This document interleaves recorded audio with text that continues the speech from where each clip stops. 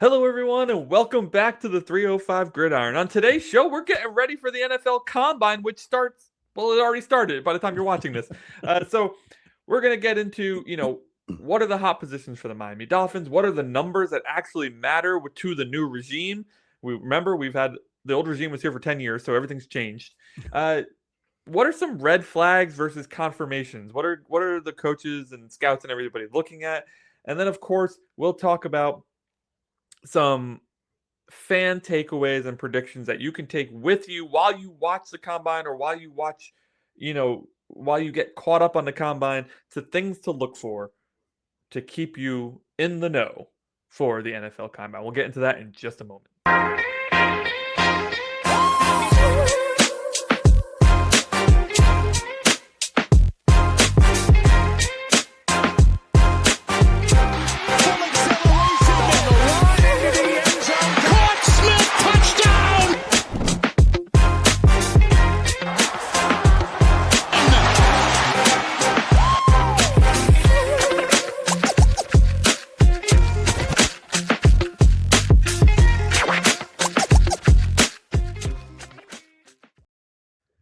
Hello, ladies and gentlemen. Welcome back to the 305 Gridiron, where we are your Dolphins podcast for the entire freaking year. Not just the season. We're here for the off season too. Because, we we're fans and gluttons for punishment. Took the words right out of my mouth, buddy.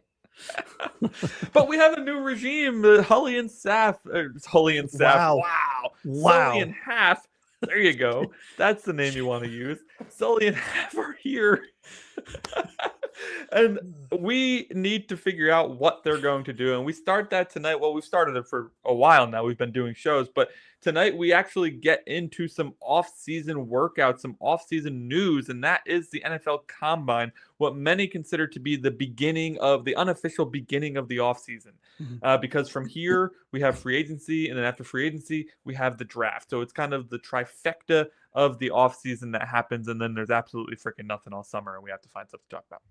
I love it. So, for Josh, a.k.a. Aquays, here to my left, I'm Anthony Pinzone. This is the 305 Gridiron. And before we go any further, we must let you know the 305gridiron.com is now live. If you ever wondered who our 150 top prospects were and we didn't have a show going, just head on over to the 305gridiron.com. Josh has put together a curated list made by himself because he's crazy, of the 150 prospects in this year's NFL draft. We also have an off-season tracker, which is every off-season move we make other than futures contracts, because who gives a shit? But every other off-season move we make in one location. That's NFL draft, free agency, trades, all that crap, as well as the housing of our mock drafts until the NFL draft comes. So if you go there right now, the 305gridiron.com/offseason, you will find our first mock draft of the year, which Josh has also put together. Don't worry, I will help with the next one. Nice. Well, it'll be an official one because that one was on the fly. Hey, on the fly is the best. You've said it before. All right, Josh. So we're talking NFL Combine today. We're talking about a myriad of things, but mostly things to just watch for the average fan who's watching the Combine and thinking to themselves, what the hell am I even watching this for? The Underwear Olympics. Yes. Yeah, the Underwear Olympics. So before we get into the specifics, let's talk about what the Combine is for. And of course, neither of us are in NFL circles, so I've stolen this from people who are in NFL circles, like Todd Haley and Bill Polian, and guys who have actually done it before. The conversation seems to be that this is very much a time for them to confirm what they've seen on tape. Is the cornerback fast on tape but slow in person? Now that's a question they need to go find out. Why is that? Like, why are you fast on tape and slow in person?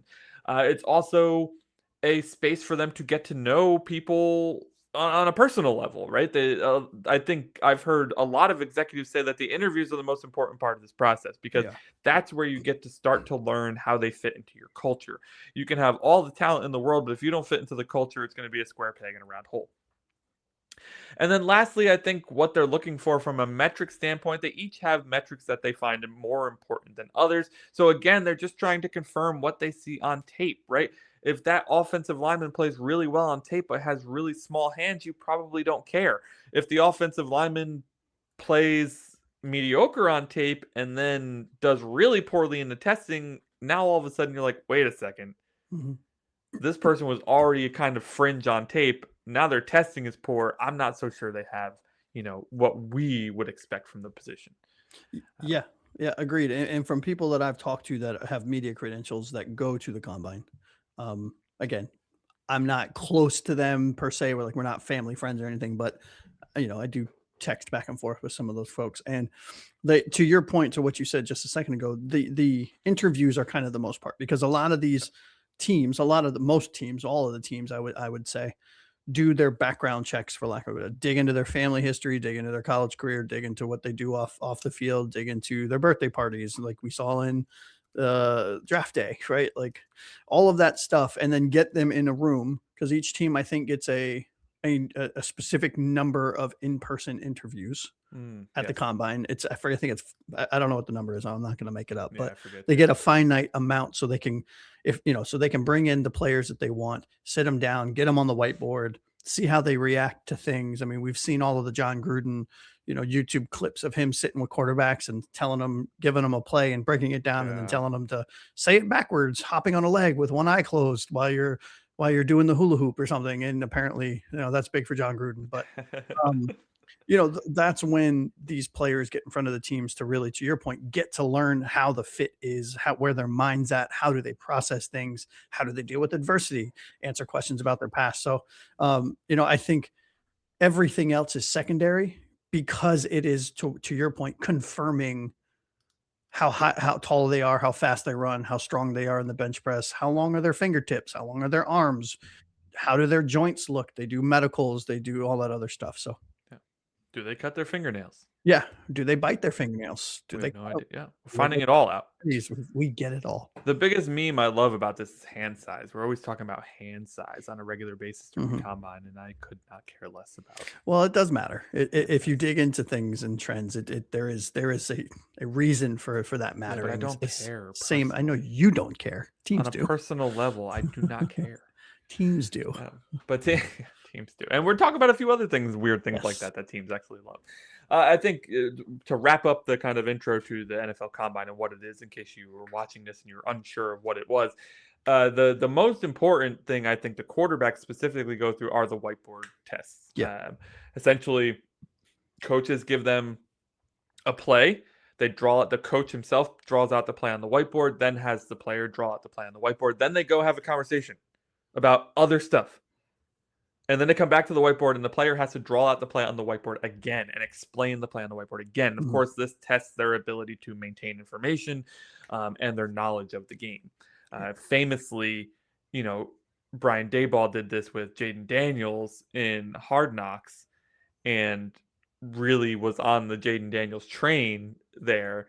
Yeah. And they chose to do another year of Daniel Jones instead. And of course, we saw how that worked out. Yeah. So, what do you say we get into Miami Dolphins specifics to look for in Sure. the combine? And the Let's do first it. thing I want to start with, Josh, is the hot positions for the Miami Dolphins. These three positions are not going to be a surprise to anybody because you and I have talked about them regularly since the Hully again. I did it Wow. again. Since Wow. Sully and Half have And joined the Saf. team. We have talked about these three positions.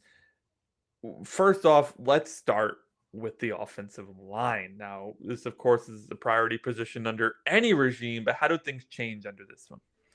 Yeah, so I think, Green Bay historically has invested in athletic offensive linemen who really can move in zone and pass protect in space. They also trended towards bigger offensive linemen.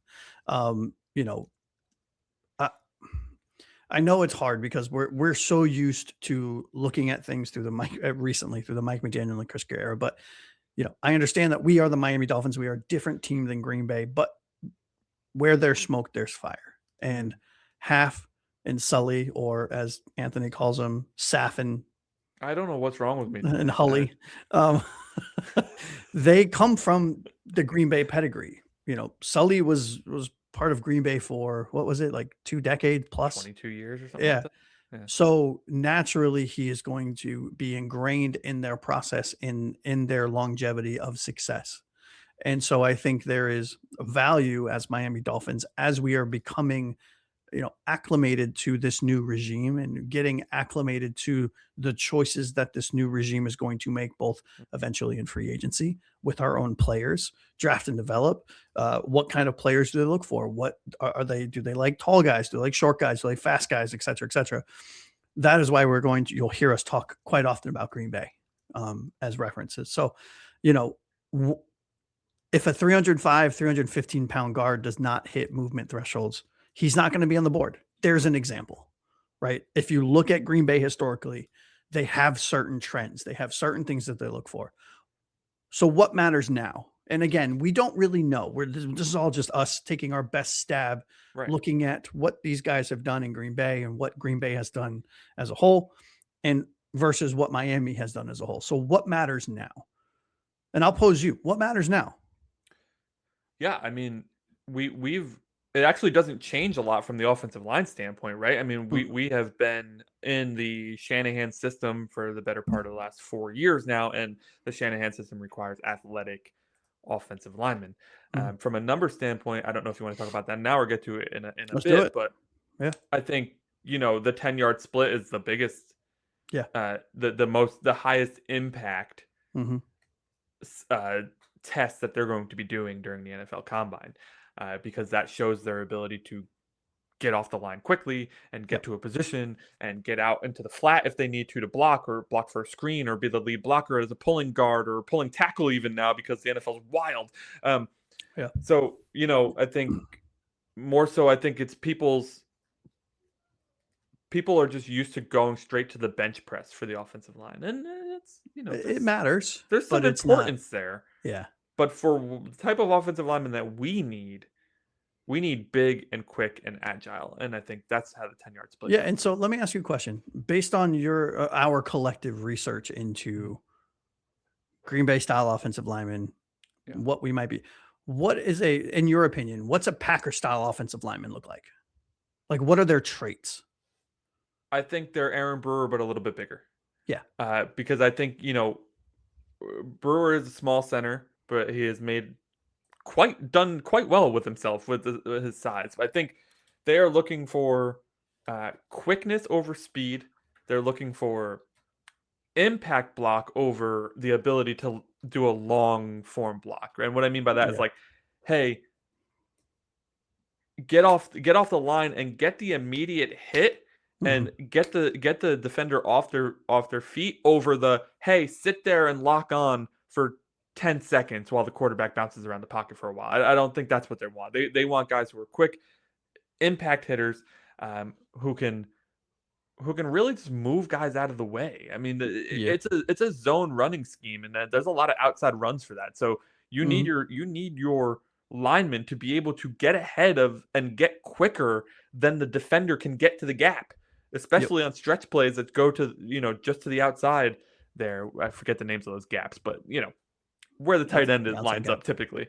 Yeah. Yeah. Yeah. And for me, when I was looking at it, right, Packer style offensive linemen, they're built on lower body explosiveness with lateral agility. They're not just big, dumb brutes, that to your point are going to sit in a phone booth, Yeah. lock up, and just drive, right? They're going to be agile. They're going to have lower body explosiveness to get to the second levels of the blocks and to Yeah. engage and redirect.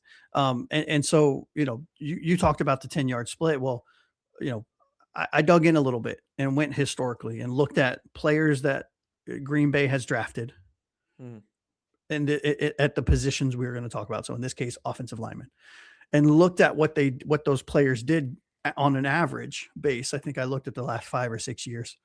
I can't remember what it was. I did a couple weeks ago, and said, okay, what were their scores? Right? What were their averages in the top three things, or rather drills Yeah.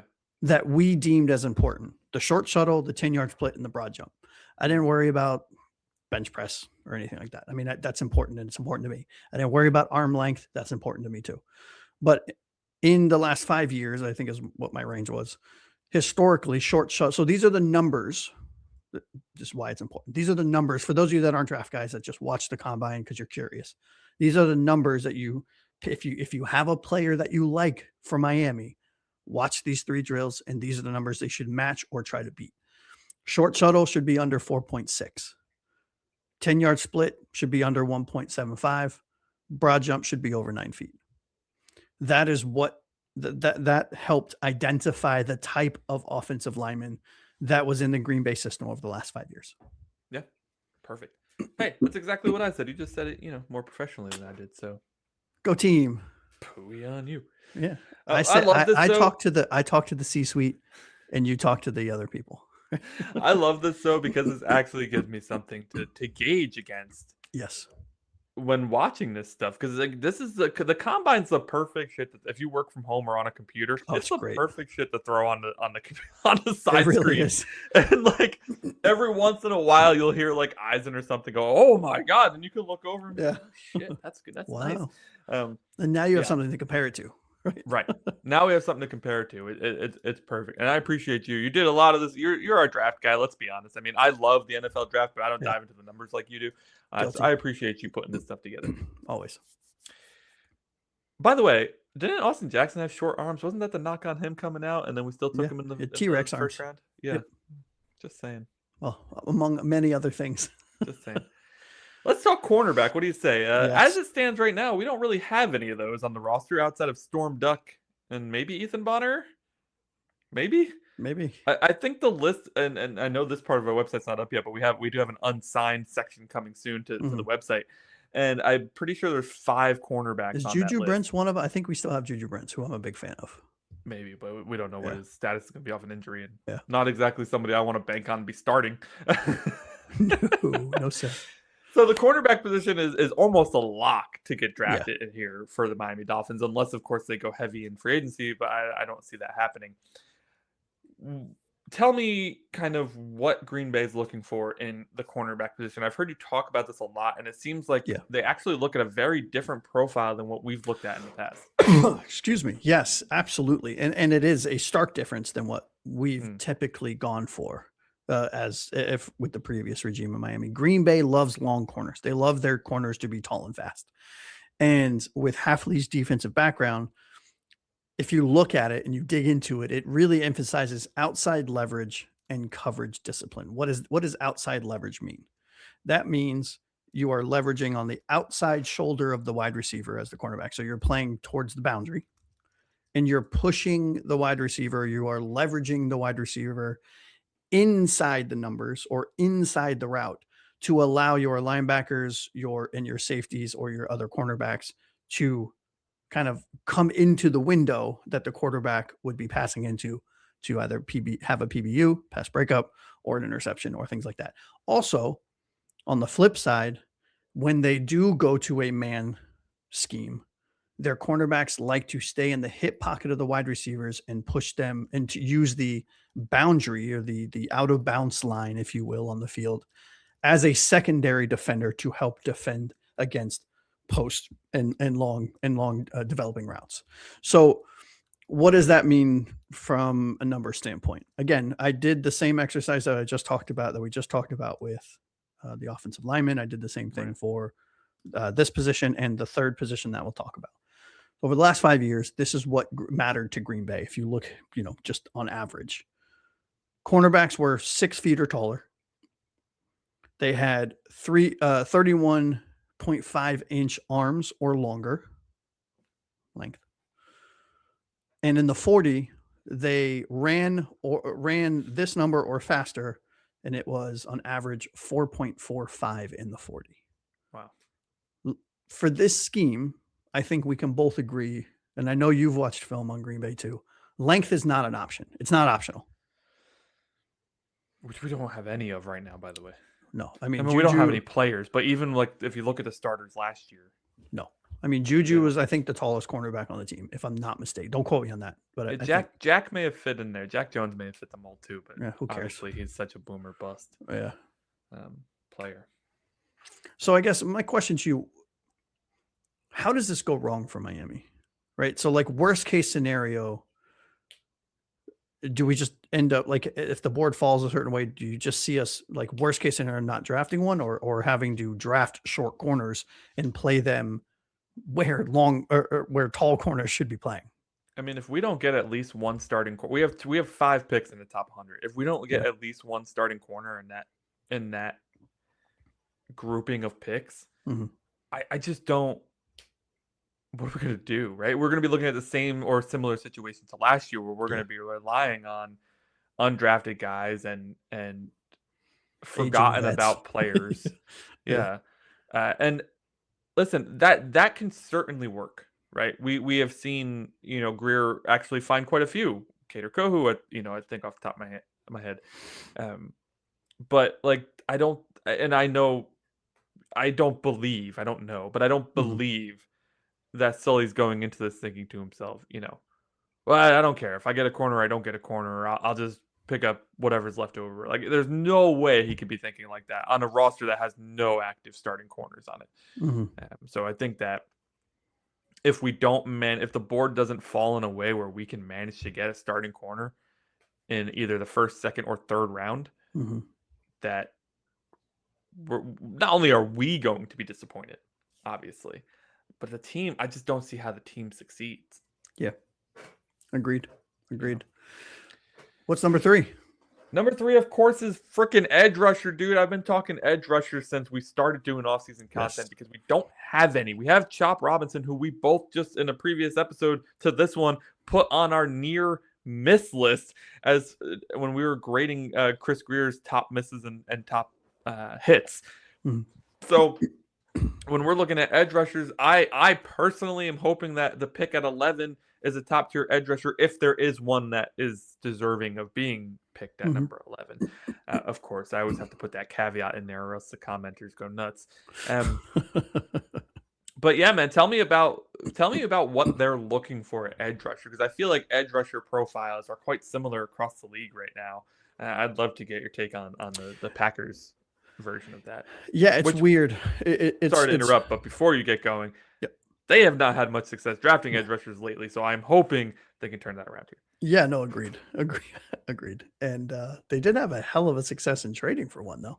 Um Maybe we should trade for Micah. hey, let's get Parsons, right?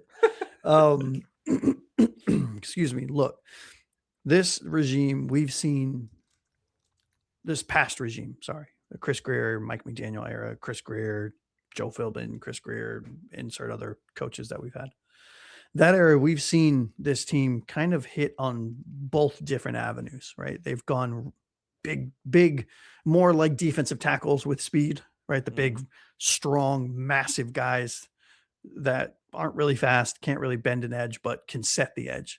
And then you've also seen the polar opposite with Chop Robinsons of the world, right? Where they might lack a little bit of size and strength, but what they lack in size and strength, they make up with explosive first steps and speed and Yeah. bend around the corner, right? So you've seen it both. But I think when I was looking through the Packers history, and again, this is just my perception based on what I've seen. The Packers DNA, they love athletic edges with size, right? So think 265, 270 plus with juice, right? Um, how does that translate to what the edge rushers are going to do on the field at the combine, right? Because that's the lens that we're looking at here. So there are 3 drills that I think I don't have numbers for these drills from a historical standpoint like I did on the other 2 positions, but I think I'm disappointed. I know I dropped the ball really. I failed everyone. I'm sorry guys. Super Um, disappointed. historically from a Packer standpoint, from everything, all of the research that I was able to do for this position for them, Mhm. um, they prioritize arm length, they prioritized 10-yard splits, and they prioritized vertical explosion. And I Okay. think those 3 things really indicate the type of player that this team will be drafting, will be looking for to fill. Arm length is huge because it allows players to engage sooner, right? So the longer your arms are and you put them out in front of you, the quicker you can make contact with the offensive tackle or offensive guard. Yeah. Hopefully your arms are longer than theirs, which means you are making contact first, which allows you to engage in either bull rush or power to speed transition or shed and tackle. 10-yard split, very similarly uh, to the offensive lineman, it shows how fast they are in short areas with short area speed, right? Which is huge, which is Yeah. absolutely huge when you're rushing the quarterback. You know what? And You go ahead. Sorry, you know what's funny as you talk about this? All I can think Mhm. about is Max Crosby. Yeah. Like, it is Yeah. no Yeah. wonder that Crosby is always rumored to be getting traded to the Packers because, like, he fits this mold just Yeah, and exactly. and vertical explosion is the third one. I mean, Right? which is Like, what he's good at, right? And what does that show you? That doesn't vertical explosion, it doesn't tell you how high they jump. I mean, it does tell you how high they it jump. does, but that's not the reason for No, it. the reason it shows explosiveness in a small area, right? Mhm. Quick power transition explosiveness. And there's a term, and I'm blanking, so I just made that shit up. But basically, it shows how explosive they are off the line of scrimmage in layman's terms. So all of this, from an edge rusher standpoint, isn't, hey, let's sort all of the college edge rushers by sack production, and we're gonna rank them 1 to 15 by who had the most sacks in 2025. Honestly, based on everything that I've read, the Packers actually don't give a shit about sack production in college. They care about all of the other intangibles because those intangibles will lead to sack production. Interesting. Yep. Interesting. Yeah, I think what really stands out to me there is just the size and the drills that they focus on here because, you know, that is a more so than the other positions we talked about. This is a monumental shift in the type of player that we look for, where we've been looking for small, speedy edge rushers, Mhm. Chop, Jalen, Chubb, right? Matt Judon, he was the outsider in that one, Mhm. right? He was the outlier, um, and now we're potentially looking at bigger, juicier, long arms, right? Mhm. Explosive guys who are just as likely to go through the offensive tackle as they are to go around the offensive tackle. Um, I'm really interested to see what they think of Chop too. Yeah, And I know, me too. we've talked about that quite a bit, but, Anthony Weaver apparently wasn't a fan of Chop, so I'm interested to see what Halfley and team think of him. Yeah, and I'm not saying that Chop would succeed in this position, but I'm curious to see what style of defense, because we still don't know. Yeah. Are we going to run a 3-4 or 4-3? And I wonder if they transition Chop, have him lose a little bit of weight, and transition to an outside linebacker if they run a 4-3 or a 3-4. It's interesting because I think, everything you've described and your notes here, it says like, they don't want just pass rushers. They want guys who collapse Mhm. the pocket. They can collapse the running gaps and things of that nature. And, Yeah. you know, to me, like if we're looking at edge rushers who can do that, that tends to lean more towards a 4-3. Yeah. Um, but I would be very interested to see them have those guys playing linebacker and still be able to do that because now Yeah. you're kind of mixing and matching. You're like, this is a hybrid edge rusher off ball linebacker at that point, Yeah. you know? And I do think Chop, for example, could succeed in that kind of role, Hmm. right? I think he would be very good at a hybrid outside linebacker edge type role. I'd like to see him try that. Yeah, me too. I mean, he'd have to kind of change his body type a little bit, right? But he's Yeah. got the speed, he's got the twitchiness to do so. It's just, can he have does he have the mental wherewithal to transition into that position? Because there are different responsibilities. It's not see ball, get ball, right? Um, No, no. So so let's recap though. So hot positions yeah. for the Dolphins. We're looking at the offensive lineman, and drill wise, we're looking at a short shuttle under 4.6, a 10-yard split under 1.75, and a broad jump over 9 feet. We flipped side to the defense, to the cornerback position. We're looking for 6 feet or taller, 31.5-inch arms or longer, and a 4.45 or better at the 40. That means lower than 4.45. Um, for those of you who are not familiar with how 40 times Yeah. are recorded. And then, of course, edge rusher is a big one. It's my top priority personally. We're looking at arm length, 10-yard split, and vertical explosion. We're also looking at a considerable difference in size compared to the previous regime and where we want bigger edge rushers who can close the gap as well as they can pass the rusher. Rush the passer, not pass the Pass rusher. the rusher. Boy, you are on fire tonight, Anthony. I'm finding words difficult this evening. It's It's, cool. You know what? It adds a little flair. we've talked a lot about the numbers that matter so far. So Mhm. this we've kind of mixed our segments together, which is fine. But the one thing I do want to talk about here from our notes is a relative athletic score. This appears to be something that you've put a lot of notes down here. It's something that the Green Bay Packers use heavily. What can you tell me about this scoring system? Yeah, so basically it's a type of, you know, test, right? That grades your relative athletic score, your RAS. There And you and go. and you know, I think Green Bay has historically leaned into high RAS prospects. You know, if somebody tests elite across the board, you know, they are on. You know, I honestly think Miami, if a player, any players that test elite across the board from a RAS standpoint, they will be on Miami's board very, very high. Hmm, That might not always match where they're yeah. projected to be or what their what my top 50 one or what our collective 150 board looks like or what Todd McShay's 150. It might be different, right? Yeah. Yeah, of course. Because Green Bay I hope and it is. now, right, I right. hope they're Because not I'll tell pulling you Todd what, McShay's top 150. look, I swear to God, if I've nailed the top 150, we have a bigger problem, right? Um, but again, we have to look at what Miami's going to do through the lens of historical Green Bay trends. Hmm, And the fact is, where Miami hasn't historically really put a lot of emphasis on the RAS score or the relative athletic score for these players, Green Bay has, yeah. right? And from a Green Bay standpoint, of these average testers, which is not an indication of smarts or brains, it is an indication of athleticism. They tend to slide if they have a bad score, even regardless of how high people have them on the like. Uh, Arvell Reese, for example, Oh, I was gonna bring him up. if Yeah. he has a low RAS score, he's probably going to be low lower on Miami's board in comparison to what the national media says. If that there's an example, I'm not saying that's just an example. No, and I know we're not talking like exact prospects, but Yeah. that is the biggest. He is probably the biggest fluctuating player in the Hmm. first round this year He because is. he does not have the production, but he has the athletic score. Hmm. So it'll be interesting to see how that plays out. Yep.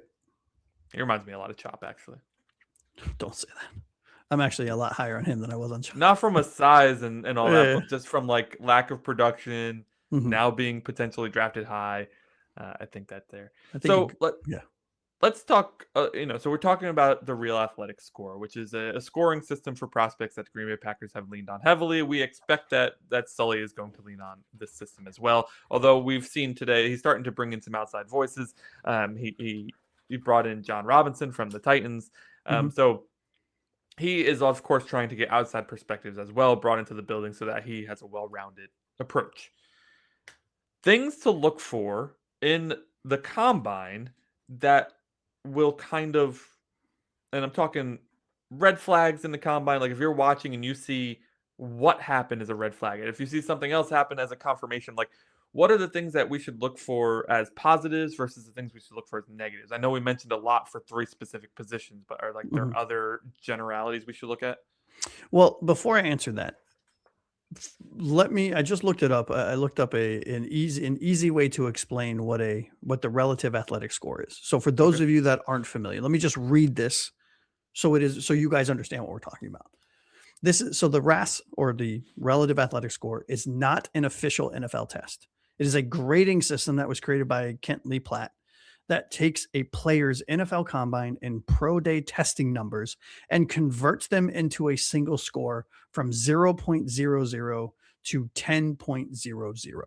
Mm, It measures how athletic a prospect is compared to other players at the same position historically.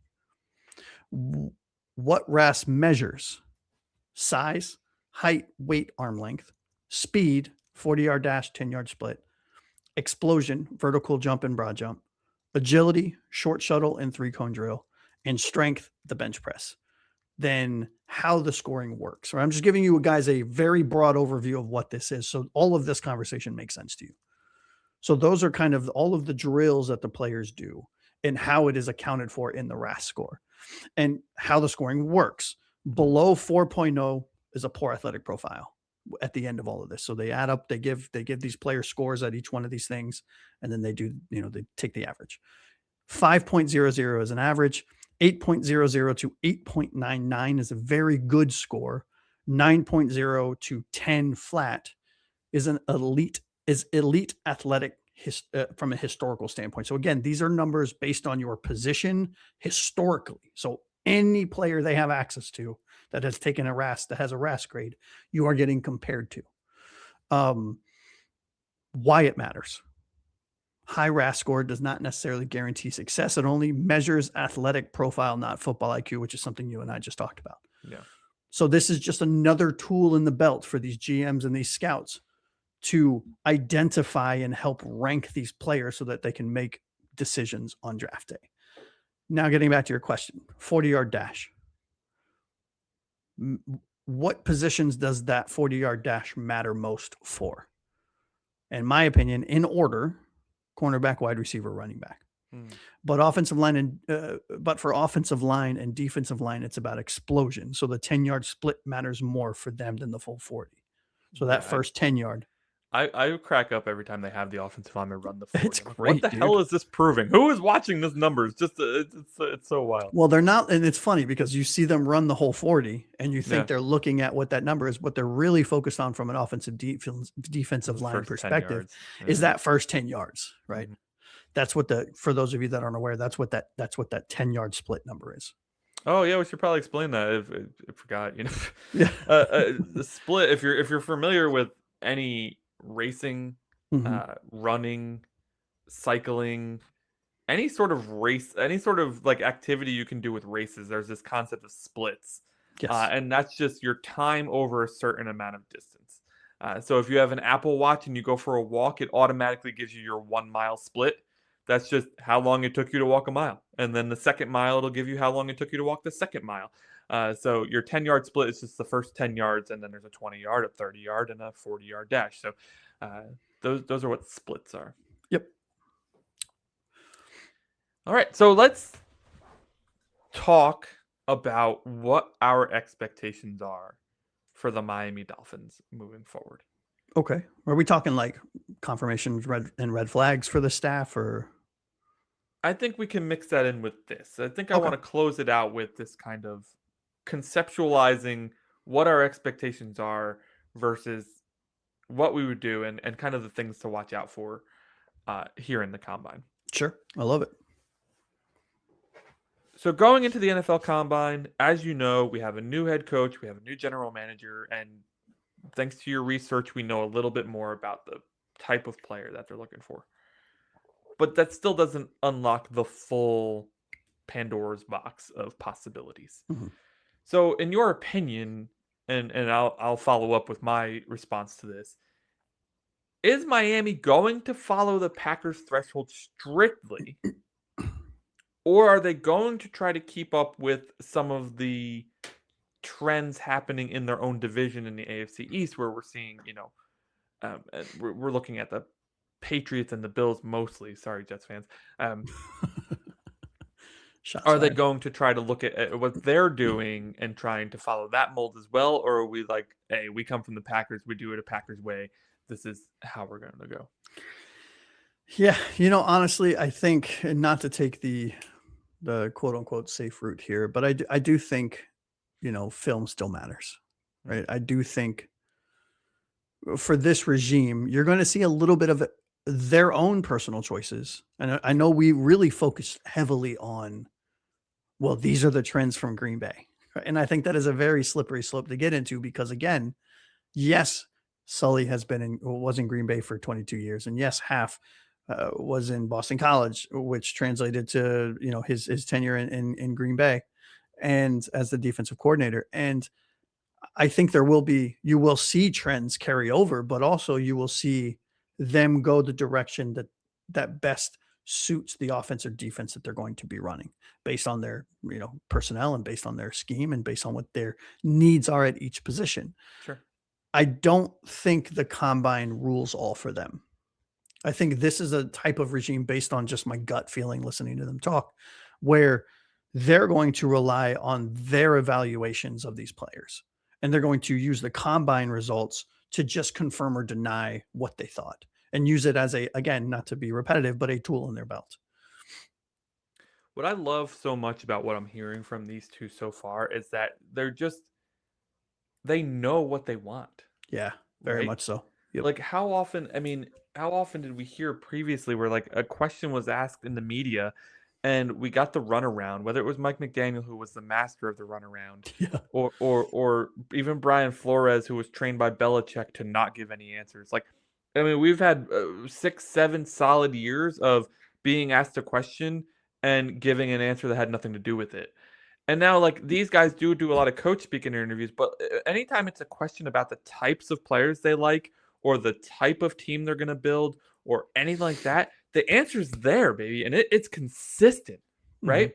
We are Mhm. going to build from the inside out. We are going to pay our own. We're going to reward our own. We're going to build through the draft, right? Draft and And develop is something you've heard right, ad nauseum. Yeah. right. And so when I see these numbers that you've researched, I fully believe, like in my heart of heart, yeah, they're not going to be. If there's an elite player who doesn't fit in the mold, they'll still take the elite player. Yes. But when it comes to the non-elite players, yeah, man, if the long corner runs fast, bingo, right?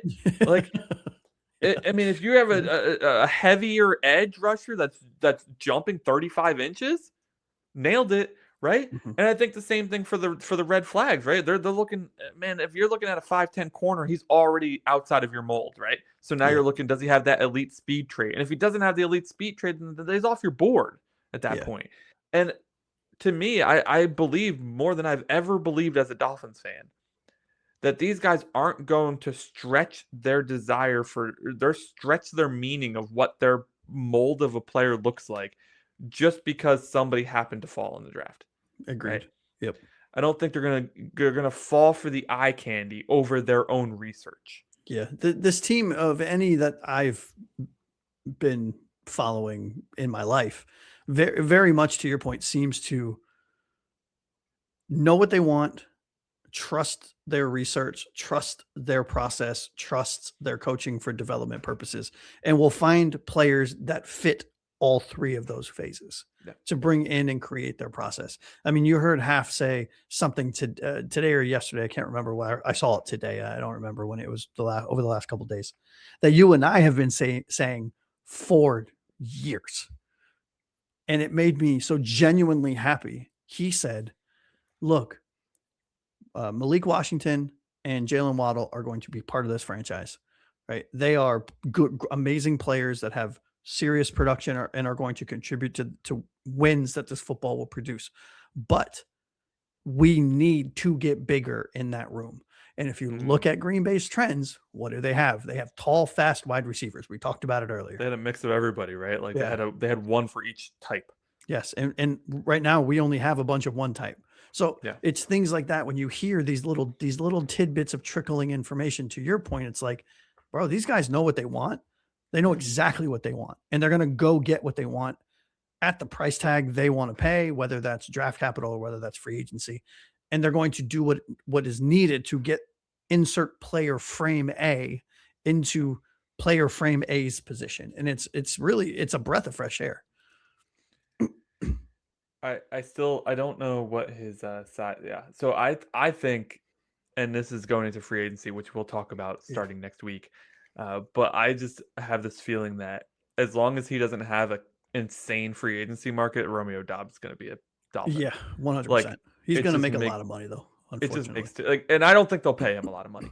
But I think if he wants to stick with the same system, go to some nicer Mhm. weather, not have income Taxes. tax, Yep. right? Like Or state tax. Yeah. I think he'll be flying down to Miami I and wouldn't hate it, dude, because him and Waddle, man, with Malik at the slot would be fucking dangerous. 6'2", 204, buddy. I mean, we Yeah. don't have that profile right now. Mm-mm. So Mm-mm. that would be a good start. And I know he's not uber productive, but he's only 25 years old, Yeah. you know? All right, I want to end the show with this, man. It's funny that I was going to roll into this topic before when we were conversing, and then I saw it on the show sheet, so I was like, oh, let's wait for it. And it's this concept of building from the inside out.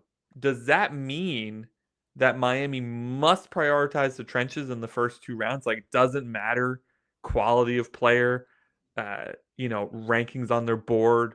Like, yup, it doesn't matter. We're building from the inside out. We need to draft a offensive or defensive lineman at 11. Or are they open to that best player available conversation now. You and I and everybody else across the universe has been mocking Mansour Delaney, the corner from LSU, to the Hmm. Miami Dolphins at 11, which I would love. Yeah. But is the reality that that's possible, or is the reality that we're going to see a lineman no matter what? Yeah, I do think it's possible. I think it's possible in the very short term, Mm, right? Because the fact of the matter is this: we need talent on this team at yeah. any position. Legitimately, every position except for running back, we need talent on. So I think, when you have this big of a void of talent on a team, you don't have the luxury of passing on. And I know, again, these are all lottery tickets. We just talked about Deion Jordan being the third pick and he was a bust from day one. So you don't really ever know how these players are going to be, but you have your process, right? You have your Yeah. grades, you have the RAS score that we just talked about earlier. You have the combine results that we talked about earlier. You have all of this data that can get you a best guesstimation on players. And I think when you have when your team is so devoid of talent early on in a rebuild, on a complete tear down and rebuild, you don't have the luxury of saying, "Hey, we have this cornerback we have rated number 5 on our entire board, and then there's this offensive lineman that we have rated 12th. Yeah. So we're going to take the 12th rated offensive lineman at 11 instead of the fifth overall player at cornerback that fell to us." You know what I mean?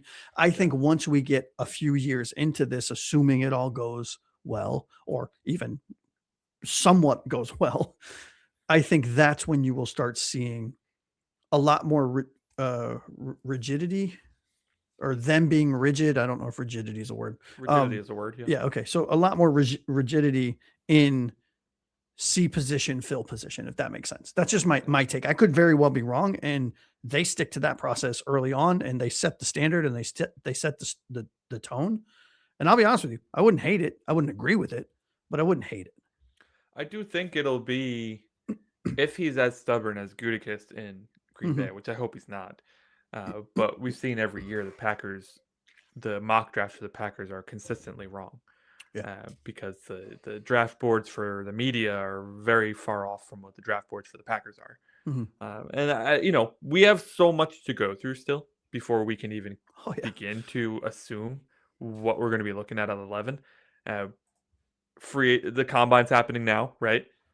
Then we have free agency where we're likely to make at least low tier signings Hmm. to fill some of the many gaps that we have on the roster. We're going to start re-signing players, I imagine. So, you know, it's February 24th at the time that we're recording this. By, I don't know, 2 weeks from now, March Hmm. 12th, let's say, we're going to have so much more information than we do right now. Oh yeah. And then again, in another month, by April 12th, we're going to have pretty much locked in what we expect to see from the Dolphins in the draft. Right, wrong, or indifferent. Uh, all that's to say, there is so much more offseason to go before we Hmm. even have a clue. But I would be happy if they weren't as stubborn to stick to their guns Agreed. and were open to, hey man, this is our board. At pick 11, we have Delaney, or we have, enter player name here.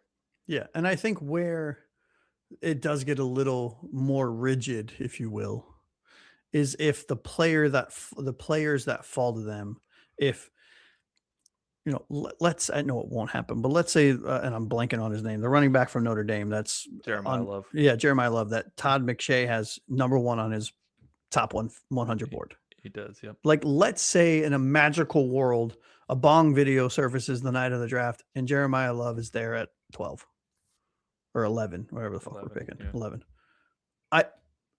He might be the best player on your board. There's no fucking way we're taking him. No, you can't take him. You know what I mean? Like, Yeah. in those scenarios, best player available is out of the question. But let's say if Caleb Downs drops, who I have very high on my board, and spoiler alert, my V2 has Caleb Downs as the best player in the draft. I'm already starting my V2 of my top 150. Like, let's say he drops and he's there, and Mansour Delaney's there, and Francis Malaga, I can't pronounce his last name, who I have as the number one as the number 1 tackle. Yeah. If they're all there, that's when you could see their board prioritization because we need help at all of those positions. So Right. who do you have ranked who do you think is going to, based on your assessment of this player, who has the most likelihood to succeed? That's who you take, irregardless of anyone's opinion of it. All right, man, let's wrap up the show. This is way longer than we thought we were going to talk about Yeah, the combine. It's I great. love There's a it lot though, of dude. information out there to talk Yeah. about, especially with the new regime and not really knowing what to expect. So we can, we can wax poetic together because Yeah. we don't know anything. It's our Super Bowl, baby. What are you talking about? Absolutely. So, just a reminder, the 305gridiron.com is up there now. Off season, we have our big board, our top 150 prospects. We have our off season tracker, which tracks every move the Dolphins make outside of futures contracts. Again, who cares? And then, the homepage currently is just our top 10 YouTube videos, the last 10 videos we've published. So if you have any recommendations for what you would like to see on the site, this site was built out of what Josh and I wanted to see that we couldn't find readily, easily available. So if you have something that you want to see that you can't find easily available, let me know. I will try to get it up there. Yeah, you can email us at 305gridiron at gmail.com. At Gmail, yeah. Yeah. Yep. That is also in the contact us link at the bottom of the Yes. website. Yeah. Also, we're on our road to 250 subscribers by August 11th. We appreciate all 150 of you who have subscribed already. We're looking forward to getting to 250 before the season starts. That's August 11th is the 1 year anniversary of this show. So if we can get there, that would be huge. Thank you all so much for the support, and we're hoping to get there in the next, what do we have? 6 months left before that date. So Yep. a little less than that. Something like that. So looking forward to it. So much more off-season content to come, of course. Next week, I don't remember what we're talking about, but I know we're starting our free agency conversation soon. Yep. We're also going to talk about the all-time Dolphins roster that Josh and I are putting together. Josh was so excited for that episode that he actually put it together 2 weeks early. He thought it was this week's show. Yeah, guilty. It was not. And also, we just went live. If you haven't seen it yet, we went live on Tuesday with our top 5 hits and misses from the Chris Greer era. So go check that out on the channel. It's under the live tab because we went live with that show. So go and check that out. All right. For Josh, a.k.a. Aqua Ace, I'm Anthony Pinzone. This has been the 305 Gridiron. Thank you so much for listening. And until next time, fins up, everybody.